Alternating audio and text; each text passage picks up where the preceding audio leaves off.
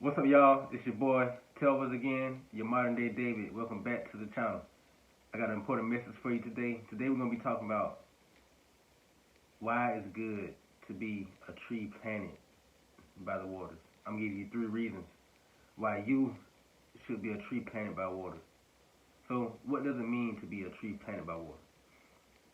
To be just like a natural tree that's planted by water, it's always being fed. It's never thirsty. It's always just in the right place that it needs to be to receive the growth that it needs to grow for its purpose. So, in this Christian faith, in this Christian walk, we need to make sure that we are a tree planted by the water, and not just any water, but the living waters of Christ. For he said, anybody who drinks of the water that he gives will never thirst again. So, the importance and the essence of this message is about feeding your spirit. Because if you're not feeding your spirit with the Word of God, you're allowing other things to come in, and your spirit is being fed either way. So it's about what you're feeding your spirit with the most. Is it the Word of God, or is it the worldly things? It's more worldly things around than the Word of God, so that means you have to put the work in to be fed by the Word of God. So you have to not just be a tree planted by the living waters, but you have to make the choice to plant yourself. So what are the 3 reasons why you should be a tree planted by the waters? The number one, the first reason, is that because you will always prosper and bear fruit. If you're a tree planted by the waters, your roots are always in the water. No matter where you go, your roots are always in that water, so that you will always grow. You're always in that living water of Christ, so that he can always fulfill you. You're always fulfilled with him, and you're happy because you're never thirsty. Psalms 1 tells us, David is talking about those who choose not to walk in step with the wicked. He says, in verse 3, he says, that person is like a tree planted by streams of water, which yields its fruit in season, and whose leaf does not wither. Whatever they do prospers. When you are a tree planted by the waters, whatever you do is going to prosper, and Jesus is going to make sure of that. Jeremiah chapter 17, verses 7 and 8 tells us that blessed is the one who trusts in the Lord, whose confidence is in him. They will be like a tree planted by the water that sends out its roots by the stream. It does not fear when heat comes. Its leaves are always green. It has no worries in the year of drought, and it never fails to bear fruit. And that brings us into our second reason why you should be a tree planted in the waters. It's because that you are able to rest in God's promises. See, right here in Jeremiah chapter 17, he says that it does not fear when the heat comes. When you are a tree planted in the waters of Jesus, you are resting in his promises. You are able to rest in his promises. You don't fear when the heat of trial and tribulation come, because you know that it is for a purpose.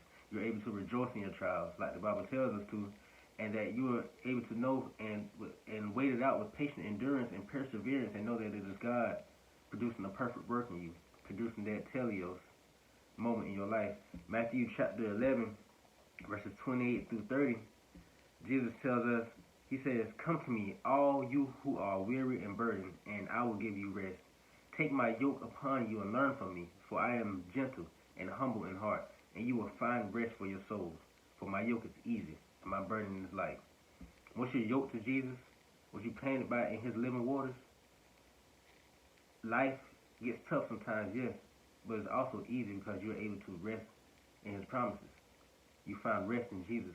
And the third reason that you should be a tree planted by the waters is that you will be organic. There's no water more pure than the living waters of Christ. Living water is greater than spring water, purified water, and definitely greater than tap water. So if you're a tree planted by the streams of the waters of the living waters of Christ, that means you're organic. You're not grown by any pesticides and any materials that are put in you to make you grow faster. No, because your trial and tribulation is what God sends you through, and he doesn't send you through them in a cheap way for you to get through it the fast way. He allows you to sit there and dwell there so you can learn patient endurance. That's why you have to be planted in the streams of living water. Not just dip yourself in the streams of living water. God don't want you to dip yourself in Him or just get the water in times when you think you need it. No, He wants you to plant yourself in it. So if you are organic and you are fully grown, you become fully grown by the living waters of Christ, and you reach your teleos moment, your completeness of your faith, your maturity of your faith. God is doing a complete work in you. You are organic. You don't serve two masters. You serve Christ. So He can use you. The fruit that you bear won't be nasty, because He can use you. You're not lukewarm. You're not pulling from the world and pulling from Christ. You're not pulling from the Word of God and pulling from other things that you don't need to be pulling from.